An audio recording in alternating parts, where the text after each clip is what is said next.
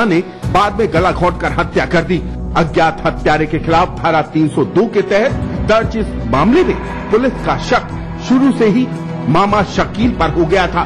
Police ने पूछताछ के लिए इसे हिरासत में भी लिया, लेकिन शातिर शकील ने उसकी हिरासत को एक सांप्रदायिक रूप देने की कोशिश की। नतीजा पुलिस को शकील को छोड़ना पड़ा और शकील ने इस मामले में अपने ही 3 बेगुनाह साथियों के नाम पुलिस को बताकर अपने आप को बेगुनाह साबित करने की कोशिश की। जब गांव वालों ने हंगामा किया, जाके वहाँ मुस्लिम भाइयों ने जब जाकर ज्यादा हंगामा किया, सीओ साहब ने कह दिया इसे छोड़ दो, फिर बाद में जब हमें जरूरत पड़ेगी जब हम मंगा लेंगे। जिनके खेत में काम करते थे वो सारे ही दूसरे समुदाय के लोग थे, तो एक उस तरह का भी इसमें संवेदना थी जिसको कि टैकल किया गया। पुलिस हिरासत में आए ये तीनों वही लड़के हैं जिन पर शकील ने हत्या का शक जताया था।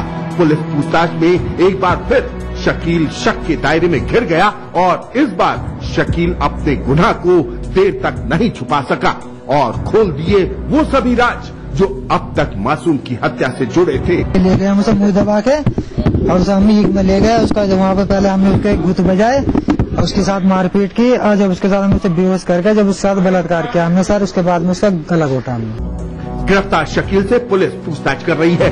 ये पुलिस की मुस्तैदी ही थी कि पुलिस ने एक शातिर के मंसूबों को नाकाम कर 3 निर्दोषों को हत्या का इल्जाम लगने से बचा लिया। दर दर ठोकरें खा रही एक बूढ़ी मां की व्यथा बयान करेंगे, लेकिन उससे पहले देखिए दास्तान जुर्म क्राइम फ्लैश। बिहार में एक कॉलेज छात्रा की रेप की हत्या, शव रेलवे पटरी पर फेंका। बेगूसराय इलाके में दनोली फुलवरिया रेलवे स्टेशन के पास पुलिस को मिला था छात्रा का शव। पुलिस का प्रेम संबंध में रेप और हत्या की संभावना से इनकार नहीं। मृतका के परिजनों ने पड़ोस के एक युवक पर लगाया आरोप, कहा उसने ही शाम को फोन करके बुलाया था लड़की को घर से बाहर। पुलिस कर रही है मामले की जांच। टीवी आर्टिस्ट मोना सिंह के अश्लील एमएमएस का खुला राज, एमएमएस निकला फर्जी। डिजिटल एक्सपर्ट की जांच में हुआ खुलासा। एमएमएस में दिखने वाली लड़की के चेहरे पर मोना सिंह का चेहरा किया गया था पेस्ट। एमएमएस को बनाने और इसे इंटरनेट पर अपलोड करने वालों की क्राइम ब्रांच कर रही है तलाश। गौरतलब है कि इस एमएमएस में बाथटब में मोना सिंह जैसी दिखने वाली लड़की को दिखाया गया था अर्धनग्न। भंडारा के मुरबादी गांव में हुई 3 बहनों की हत्या के मामले की जांच करेगी सीबीआई। महाराष्ट्र सरकार ने दिए जांच के आदेश। गौरतलब है कि तीनों बहनों के शव गांव के एक कुएं में मिलने से पूरे इलाके में फूट पड़ा था जनाक्रोश। लोगों को थी बलात्कार के बाद बहनों की हत्या की आशंका। एफएसएल जांच ने किया था इस आशंका को खारिज। ऐसा माना जाता है कि पूत कपूत हो सकता है, लेकिन माता कभी कुमाता नहीं हो सकती। माँ बेशक सौतेली हो, लेकिन उसके भी दिल में सौतेले बेटे के लिए थोड़ी बहुत तो जगह होती है। लेकिन आज मैं बात करूंगा उस कलयुगी बेटे की जिसने पैतृक संपत्ति हथियाने के लिए अपनी मां पर इतने जुल्म ढाए कि मां को घर छोड़ने के लिए मजबूर होना पड़ा। आज पुलिस इस मामले को पारिवारिक मामला बताकर अपना पल्ला झाड़ रही है, लेकिन बूढ़ी मां आज न्याय के लिए दर दर पर ठोकरें खाने के लिए मजबूर है। सवाल यह है आखिर कौन और कब सुनेगा इस बूढ़ी मां की गुहार। अपनी बदनसीबी और बेबसी पर आंसू बहाती ये बूढ़ी विधवा मुजफ्फरपुर बिहार के हथौड़ी थाना इलाके में रहने वाली है। महिला के शरीर पर पड़े जख्मों के निशान उस क्रूरता की कहानी बयां करने के लिए काफी है, जिसका सामना काफी समय से इसे करना पड़ रहा है। लेकिन आरोपी की दबंगई के आगे न तो कोई ग्रामीण और न ही पुलिस इसकी मदद के लिए आगे आ रही है। उसने हमको मारा है, उसको जनानी दिन रात गाड़ी देता है, दौरे गांव के लोग नहीं कोनो बोल रहे। पीड़िता के पति ने अपनी मृत्यु से पहले पैतृक जमीन उसके नाम कर दी थी। उसी जमीन को हथियाने के लिए इसका सौतेला बड़ा बेटा कई सालों से न सिर्फ इसके साथ मारपीट ही कर रहा, बल्कि छोटे भाई की पत्नी के सामने भी अश्लील हरकतें कर रहा है। बड़े बेटे की बदमाशियों से तंग आकर बूढ़ी मां का सगा बेटा और उसकी पत्नी घर छोड़कर चले गए। ऐसा नहीं है कि पीड़िता ने पुलिस में अपने कलयुगी बेटे के खिलाफ कोई शिकायत दर्ज नहीं कराई है। जब भी पीड़िता पुलिस के पास मदद की गुहार करने गई, पुलिस ने इसे पारिवारिक मामला बताकर इसे बैरंग थाने से वापस भेज दिया। जाओ यहाँ से, भागो, आप बहुत मनती नहीं है। हम आपको चिनते हैं, बुझते हैं। जाइए। 75 साल की इस दुखियारी माँ के आंसू पोंछने के लिए ना तो इसका समाज ही तैयार है और ना ही कानून कोई मदद कर रहा है। ऐसे में ये दुखियारी माँ जाए तो कहाँ जाए। इस माँ की पीड़ा को दिखाने के पीछे हमारा यही मकसद है कि मानव अधिकारों की रक्षा के लिए आवाज उठाने वालों या सरकारी कारिंदों तक इसकी आवाज पहुँच सके। एक रईस आदमी की मौत से पर्दा उठाएंगे बस एक छोटे से ब्रेक के बाद।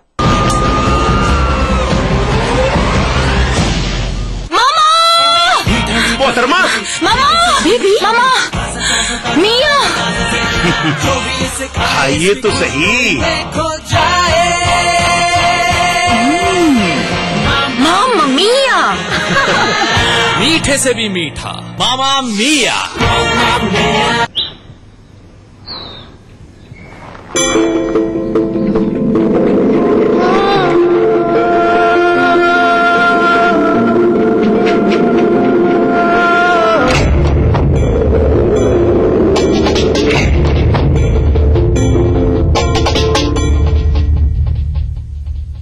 तेरे देश की मिट्टी तुझे पुकारे, भारत का वासी है तू, बाती गर्व से बदला रे, ओ जुड़ जा रे, ओ जुड़ जा रे,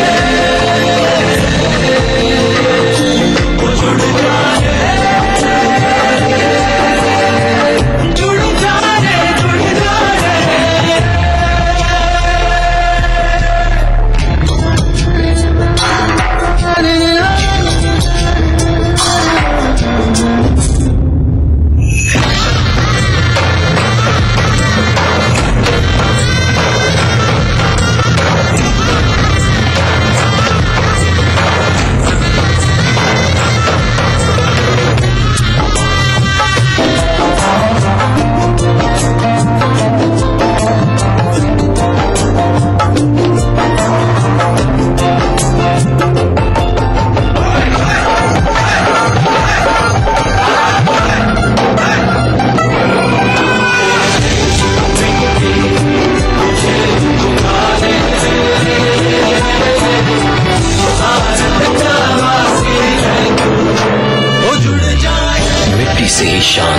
मिट्टी से ही पहचान। तो बनिए हिस्सा नेशनल पॉपुलेशन रजिस्टर का। कैंप्स शुरू हो चुके हैं। राष्ट्रीय जनसंख्या रजिस्टर, मेरी पहचान मेरा अभिमान, भारत सरकार द्वारा जनहित में जारी।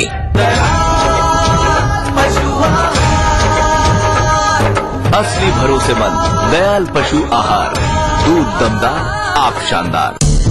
राजनीति की बिसात जहाँ सजती है रोज, हजार कठिनाई में भी जो हंसता है रोज, बार बार बिखर के भी जो संभलता है रोज, कहने सुनाने के साथ जो सुनता है रोज। अपना यूपी देखिए इस समय पर। इस न्यूज के सह प्रायोजक हैं हर निर्माण के लिए आदर्श सीएम की बात, फख्र है ताकत। कुबेर मसाला, स्वादिष्ट जीवन चाहे हर मन। स्वामी मोबाइल, मोबाइल फॉर मी। बनाना हो घर का खाना या मस्ती हो पार्टी की या फिर खुमार हो त्योहारों का, आपकी हर खुशी में शुमार है स्वाद रसोई से का। नारी के अस्तित्व की खूबसूरत पहचान रसोई से दोपहर 2:30 बजे। कार्यक्रम के सह प्रायोजक हैं टाइम जी डिटर्जेंट पाउडर और केक। आमतौर पर पुलिस किसी भी मामले को हत्या या आत्महत्या करार तब देती है जब उसे पर्याप्त सबूत मिल जाते हैं। लेकिन जब उत्तर प्रदेश पुलिस ने वाराणसी के गंगा पुल पर एक लाश को देखा और उसे महज एक फोन कॉल के आधार पर आत्महत्या करार दे दिया, तो पूरा का पूरा मामला संदेह के घेरे में आ गया। खासकर तब जबकि मरने वाला था एक रईस आदमी और उसका रिश्ता था एक करोड़ों की जमीन से। पेश है उत्तर प्रदेश से आई ये खास रिपोर्ट। वाराणसी के रामनगर थाना क्षेत्र का राजघाट पुल 27 जनवरी 2013 की सुबह भी यहाँ का नजारा रोज की तरह था।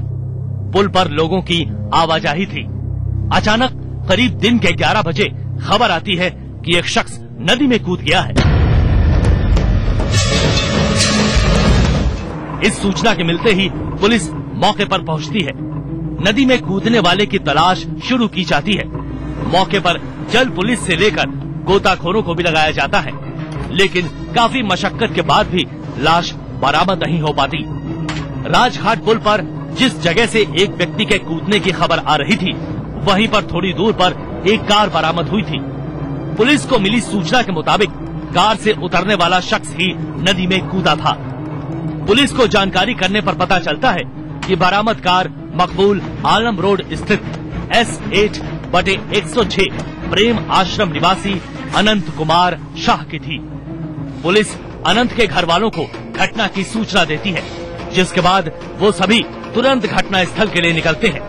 अनंत आर्थिक रूप से बेहद संपन्न व्यक्ति था और शहर के अंदर उसकी करोड़ों रुपए की प्रॉपर्टी थी। आखिर अनंत के खुदकुशी करने का मकसद क्या था? आखिर अनंत ने खुदकुशी करने जैसा कदम क्यों उठाया? पुलिस के लिए अब तक ये रहस्य बना हुआ था। काफी जांच पड़ताल के बाद भी खाकी वर्दी को इसकी कोई वजह नजर नहीं आ रही थी। घर से निकला एक शख्स अचानक कहां गायब हो गया? खुद अनंत के घर वालों को भी मामला संदिग्ध लगता जा रहा था। पुलिस अब अनंत के कारोबार से जुड़े तथ्यों को खंगालती है, जिससे इस मामले में किसी नतीजे तक पहुंचा जा सके। लेकिन यहाँ भी नाकामयाबी उसके हाथ लगती है। अनंत की न तो किसी से कोई रंजिश थी और न ही उसका किसी से कोई विवाद, और न ही पुलिस को कुछ ऐसा मिल पाया था जो इस मामले में रोशनी डाल सके। पुलिस अब अनंत के घर वालों से पूछताछ शुरू करती है, जिससे अब तक अनसुलझी पहेली बने इस मामले में कोई सबूत हाथ लग सके। इसी दौरान अनंत के भाइयों से भी उनकी किसी तरह की अनबन या संपत्ति को लेकर विवाद जैसी वजह नजर नहीं आती। नहीं, ऐसा कुछ नहीं है, ऐसे कोई बात ही नहीं है। यहाँ पर हम लोग यहाँ पर आज से नहीं रह रहे हैं, मतलब बहुत सालों से 30-40 साल हो गया हम लोग को यहाँ रहते हुए, और प्रॉपर्टी तो बहुत पुरानी है। तो इस तरह की न उनको कोई धमकी मिली थी, न कोई मतलब है इस चीज का, सब अपने से ही वो था, कोई ऐसी बात ही नहीं है। लेकिन अनंत के घर वाले पूछताछ के दौरान उनके नौकर को लेकर कुछ जानकारी देते हैं। घर वालों के बयान के आधार पर पुलिस अनंत के नौकर के बारे में सारी जानकारी जुटाती है, लेकिन एक बार फिर वो उसी चौराहे पर आकर रुक जाती है जहां से उसे आगे बढ़ने की दिशा समझ नहीं आ रही थी। कि बेटे ने ये शक किया कि संभवतः वो नौकर हो सकता है, कि नौकर ने ही इनको गायब करा दिया हो, लेकिन नौकर का ऐसा सच कोई इन्वॉल्वमेंट अभी तक सामने नहीं आया। इस केस से जुड़ा सबसे अहम पहलू ये भी था कि मौकाए वारदात पर किसी ने भी अनंत को छलांग लगाते हुए नहीं देखा था। केवल एक व्यक्ति के अपनी कार से उतरकर नदी में कूदने की चर्चा सुनकर एक शख्स ने पुलिस को इसकी सूचना दे डाली थी। इस घटना के 2 महीने बाद भी अनंत का कोई अता पता नहीं है। नदी से न तो अनंत की लाश बरामद हुई है और न ही घटना को पुख्ता करने वाला कोई सबूत हाथ लगा है। अनंत के घर वाले गुमशुदगी के पर्चे छपवा कर भी उनकी तलाश में जुटे हैं, लेकिन कहीं से कोई जानकारी नहीं मिली है। पुलिस जीडी में अनंत की गुमशुदगी का मामला अभी तक रपट संख्या 38 के रूप में ही अटका पड़ा है। अपनी तरह के इस बेहद उलझे हुए मामले में अनंत की मौकाए वारदात पर उपस्थिति सिर्फ उनकी कार मिलने से ही मानी जा रही है। अगर इसके पीछे कोई षड्यंत्र है तो भी खाकी अभी तक इस वजह को तलाश नहीं पाई है। अगर किसी आदमी के पास मोबाइल है तो अमूमन जब भी वो घर से बाहर निकलता है मोबाइल लेके निकलता है, या तो उसकी प्रवृत्ति में शामिल हो कि वो मोबाइल बाहर नहीं निकल के। लेकिन एक व्यक्ति जो रोजाना चाहे वो अपनी दुकान के लिए जाए या व्यवसाय के लिए जाए या कहीं भी जाए, घर से मोबाइल लेके निकल रहा है और उस दिन वो मोबाइल घर पे छोड़ के जा रहा है, तो कहीं न कहीं इस बात को बढ़ावा मिलता है कि ये सुसाइड ही था। लेकिन इसका एक पहलू ये भी है कि अभी तक डेड बॉडी हम बरामद नहीं कर सके हैं, नंबर 1। और नंबर 2 ये है कि किसी ने कूदते नहीं देखा। 10-15 जो स्थानीय लोग थे उन्होंने बस दूर से देखा कि कोई व्यक्ति कूद रहा था, लेकिन कोई चेहरे से शिनाख्त करने की पोजीशन में नहीं है। जब तक खाकी वर्दी किसी नतीजे तक नहीं पहुंच पाती, तब तक खाकी के रिकॉर्ड में अनंत एक रहस्यमय तरीके से मिसिंग रहेंगे। अगर आप भी अपने आसपास घट रहे किसी अपराध को दास्ताने जुर्म में देखना चाहते हैं तो उठाइए अपना मोबाइल फोन, मैसेज मोड में जाइए, टाइप कीजिए DEJ, स्पेस दीजिए, अपना और अपने शहर का नाम लिखकर भेज दीजिए 56000606 पर। आप हमें पत्र भी लिख सकते हैं, हमारा पता नोट कीजिए। दास्ताने जुर्म, ETV 5/96A, भवानी सिंह लेन, भवानी सिंह रोड, सी स्कीम, जयपुर। और अगर आप इंटरनेट इस्तेमाल करते हैं तो आप अपनी प्रतिक्रिया, अपने सुझाव ट्विटर और फेसबुक के माध्यम से भी दे सकते हैं।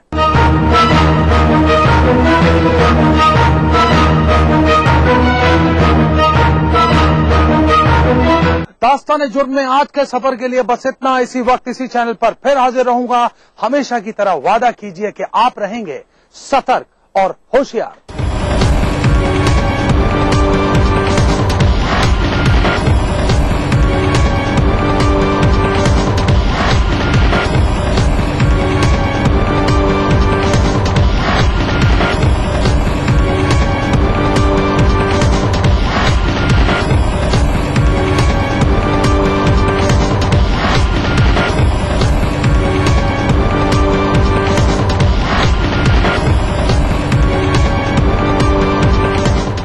आवारा हूँ या गर्दिश में हूँ, आसमान का तारा हूँ। लेके पहला पहला प्यार भर के आंखों में खुमार, जादू नगरी से आया है कोई जादूगर।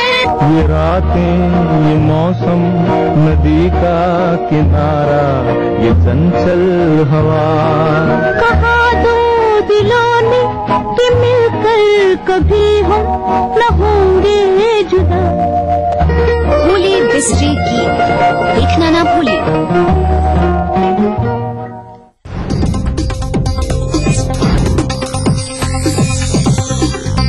इस न्यूज के सह प्रायोजक हैं राजेश मसाला, सचमुच स्वादिष्ट, सचमुच शुद्ध। स्कॉर्पियो।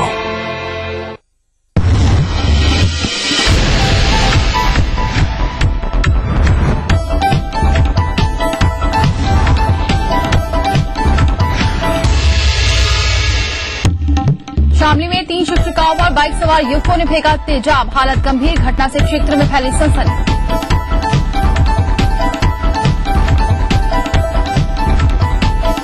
जहर की पुड़िया पर प्रतिबंध को लेकर गंभीर नहीं दिख रही यूपी सरकार। प्रदेश के हर गली मोहल्ले में बिक रहा है गुटखा।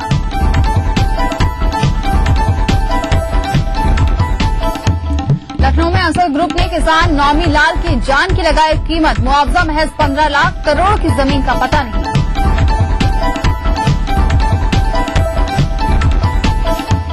बिजनौर में किसान की जमीन पर गड़ी राज्य मंत्री मनोज पारस की नजर, जमीन बेचने के लिए बनाया दबाव।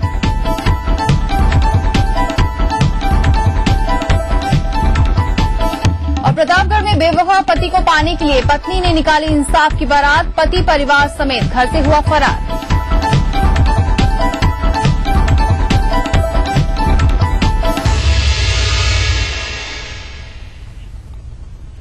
नमस्कार, आप देख रहे हैं अपना यूपी। मैं हूं आपके साथ दीपाली। सबसे पहले खबर जनपद शामली से है, जहां के कांदला थाने में 2 बाइक सवार युवकों ने 3 शिक्षिकाओं पर तेजाब फेंककर फरार हो गए हैं। घटना उस समय की है जब तीनों शिक्षिकाएं हिंदू इंटर कॉलेज से बोर्ड की परीक्षा दिलाकर वापस घर लौट रही थी।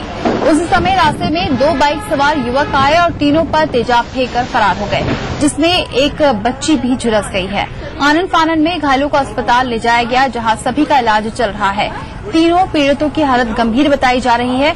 ये तीनों शिक्षिकाएं सगी बहनें हैं। तो लगातार आपको बता दें, दबंगों के हौसले बुलंद होते जा रहे हैं। यहाँ पर 3 शिक्षिकाओं पर तेजाब फेंका गया है और तीनों की हालत गंभीर बताई जा रही है।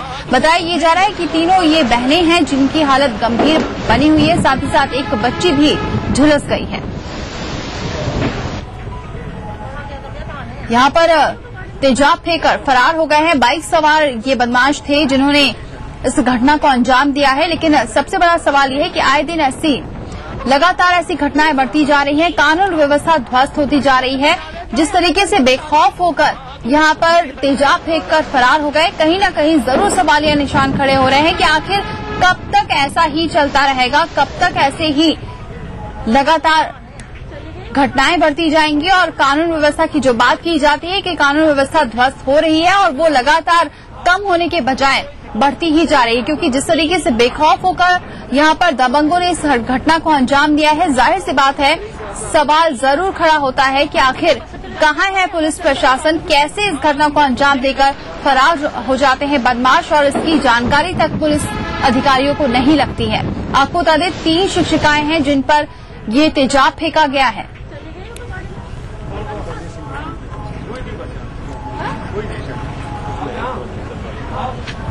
बड़ी खबर लखनऊ से है, जहां पर बड़े भाई के बाद छोटे ने भी आत्महत्या कर ली है। 2 साल पहले दबंगों ने बड़े भाई की पिटाई की थी। कार्रवाई नहीं होने पर छोटे भाई ने भी जान दे दी है। कमरे में फांसी लगाकर छोटे भाई ने खुदकुशी की है। पुलिस की कार्यप्रणाली के इससे आहत होकर ये खुदकुशी की है। ठाकुरगंज के कैंपल रोड इलाके का ये मामला बताया जा रहा है। लखनऊ से खबर, जहां पर बड़े भाई के बाद अब छोटे भाई ने भी आत्महत्या कर ली है। बताया जा रहा है कि यहां पर पुलिस की कार्यप्रणाली से आहत होकर यहां पर खुदकुशी की है। और ज्यादा जानकारी दे रहे हैं हमारे संवाददाता संतोष। संतोष, क्या है पूरा मामला? देखिए दरअसल 2 साल पहले मोनू शर्मा नामक एक युवक ने आत्महत्या कर ली थी। वो आत्महत्या क्या कहा जाए, संदिग्ध परिस्थितियों में इसकी मौत हुई थी, जिसको फिर लेकर के परिजनों ने साफ तौर पर उसे हत्या के लिए बताया था कि हत्या की गई है। लेकिन उसके बाद भी जो आरोपी लोग थे जिनको पर शक जताया गया था उनके खिलाफ कोई कार्रवाई नहीं की गई और इसी कार्रवाई से आहत होकर के जो लगातार जो दबंग जिनके चलते मोनू की संदिग्ध परिस्थितियों में मौत हुई थी और शक के घेरे में आए थे, वो लगातार छोटे भाई को भी प्रताड़ित कर रहे थे पिछले मामले में कंप्रोमाइज करने के लिए, लेकिन कंप्रोमाइज नहीं हो पा रहा था। और लेकिन पुलिस की जो व्यवस्था, संतोष, आखिर क्या वजह थी, क्यों पुलिस ने कार्रवाई नहीं की जिसकी वजह से आज छोटे भाई ने भी खुदकुशी कर ली? बिल्कुल, छोटे भाई ने आज पुलिसिया कार्रवाई से नाराज होकर के उसको लगा कि अब उसके लिए न्याय बहुत दूर हो चुका है, क्योंकि दबंगों के पक्ष में ही ठाकुरगंज पुलिस उतर आई थी। तो लगातार दबाव बनाया जा रहा था, जिसके चलते अभी ये सुसाइड का मामला सामने आया है कि छोटे भाई ने भी इसका शव कमरे के अंदर फांसी के फंदे से लटकता मिला है। संतोष, बार बार यहाँ पर पुलिस की कार्यप्रणाली पर सवाल उठ रहा है। राजधानी पुलिस का ये हाल है, बाकी जिलों का हाल तो अपने आप ही समझ सकते हैं। आखिर क्यों पुलिस ऐसे दबंगों के साथ मिल रही है और कार्रवाई नहीं करती है? देखिए, पुलिस का हाल ये है कि अब जो पुलिस जो थाने पे जो तैनात थानेदार हो, वो चाहे एसओ हो, वो अब अपने खाकी के आला अधिकारियों को अपना आका नहीं बल्कि खादी के जो आका हैं उनको अपना सब कुछ समझना है। शायद यही वजह है। और दूसरी तरफ अधिकारी भी ऐसे लोगों पर लगाम नहीं लगा पा रहे हैं। फेल हो रही है पूरी जो अधिकारियों की जो मॉनिटरिंग व्यवस्था थी वो पूरी तरीके से फेल है, जिसके चलते इस तरीके की आम शिकायतें होती जा रही हैं और कहीं न कहीं जो लोगों का जो विश्वास है, जो जनता के प्रति जो जवाबदेही है, वो खत्म होती जा रही है। शुक्रिया संतोष तमाम जानकारी देने के लिए। तो लगातार पुलिस की कार्यप्रणाली पर सवाल खड़े हो रहे हैं। इस मामले में भी ऐसा ही हुआ है। पुलिस ने पूरे मामले की जांच नहीं की, यहाँ पर दबंगों पर कोई दबाव नहीं बनाया, कोई कार्रवाई नहीं की। आज उसी से तंग आकर आज छोटे भाई ने भी खुदकुशी कर ली है। लेकिन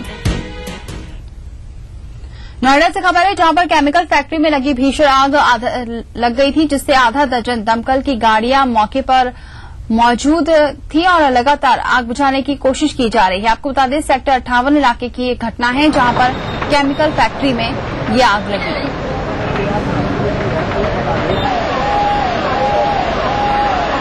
तो नोएडा से खबर है, जहां पर ये फैक्ट्री में आग लगी है, केमिकल फैक्ट्री में ये आग लगी है। दमकल की गाड़ियां मौके पर पहुंची हुई हैं और इस आग को बुझाने की कोशिश की जा रही है।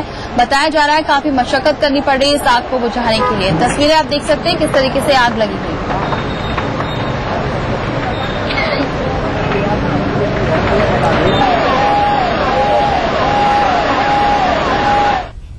इटावा से खबर है, जहां के शहर कोतवाली के चौगुर्जी में बिस्किट के गोदाम में आग से सनसनी फैल गई। आग का कारण शॉर्ट सर्किट बताया जा रहा है। रिहायशी इलाके में आग लगने से लोगों में हड़कंप मच गया। सूचना मिलने पर मौके पर पहुंची दमकल की 2 गाड़ियां आग बुझाने के लिए कड़ी मशक्कत करने में जुट गईं। वहीं आग से बिस्किट व्यापारी का लाखों का माल जलकर राख हो गया है।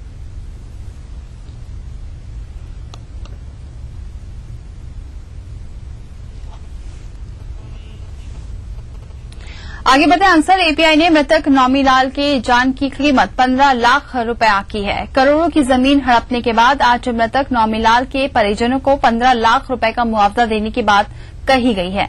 आपको बता दें कि अंसल कार्यालय पर किसानों का धरना आज 6वें दिन भी जारी था और किसान अपने जानवरों के साथ डटे थे। किसान 20 लाख के मुआवजे की मांग कर रहे थे, लेकिन पूरे प्रकरण पर अंसल प्रबंधन ने पहली बार कैमरे के सामने बात की और कंपनी में निदेशक रमेश यादव ने नौमीलाल की मौत पर दुख जताते हुए उचित मुआवजा देने की बात कही थी।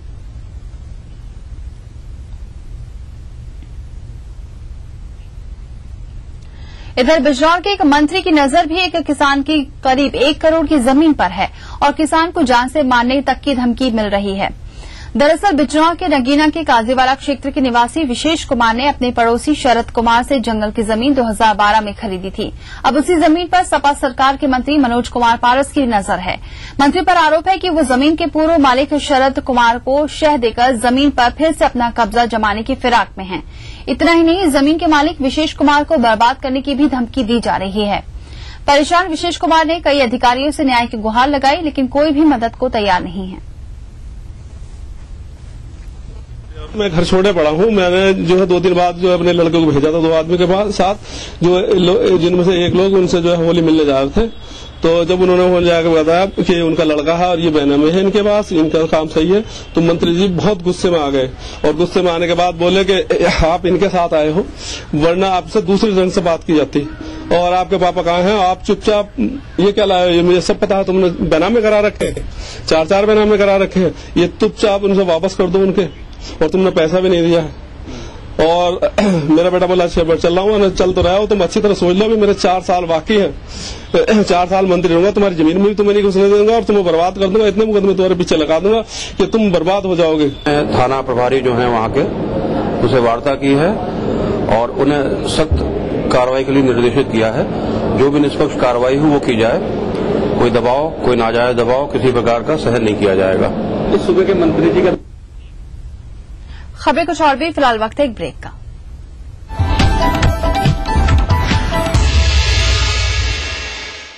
India is restless and it's entering a decisive year which will shape our economy, politics and society. So do our leaders understand the aspirations of its cities and villages? Can we rewrite the rules for a changing India? India's biggest television news network brings you face to face with those who could shape our future. Think India Dialogue, 8 April 2013, 4 p.m. onwards. Live broadcast across Network 18 channels and streaming across portals. Hello Nikki, you want to join our mobile internet plan? अबे तू मैं और मोटू मी हाँ 5GB sharing कर लेंगे और पैसे भी she's on. सुपर। क्या हरी डाउनलोड का पैसा कौन देगा? तेरा पापा। जो तेरा है वो तेरा है, जो तेरा है वो तेरा। कर रहा है। Hello Nikki, you want to join our mobile internet plan? अबे तू मैं और मोटू मी हाँ 5GB शेयरिंग कर लेंगे और पैसे भी she's on. सुपर। क्या हरी डाउनलोड का पैसा कौन देगा? तेरा पापा। जो तेरा है वो तेरा है, जो तेरा है वो तेरा।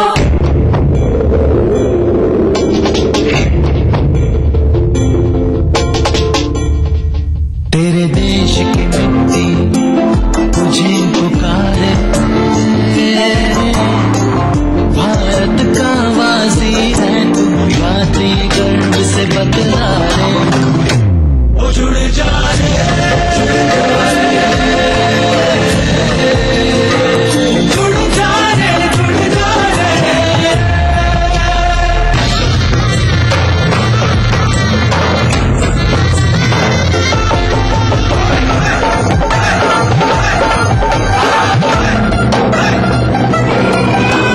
मिट्टी से ही शान, मिट्टी से ही पहचान, तो बनिए हिस्सा नेशनल पॉपुलेशन रजिस्टर का। कैंप्स शुरू हो चुके हैं। राष्ट्रीय जनसंख्या रजिस्टर, मेरी पहचान, मेरा अभिमान, भारत सरकार द्वारा जनहित में जारी। जर्मन फर्नेस टेक्निक से बना डच टीएमटी बार, भूकंप रोधी टीएमटी बार, जो कंक्रीट पे रखे मजबूत पकड़। हर निर्माण के लिए आदर्श डच टीएमटी बार, फख्र है।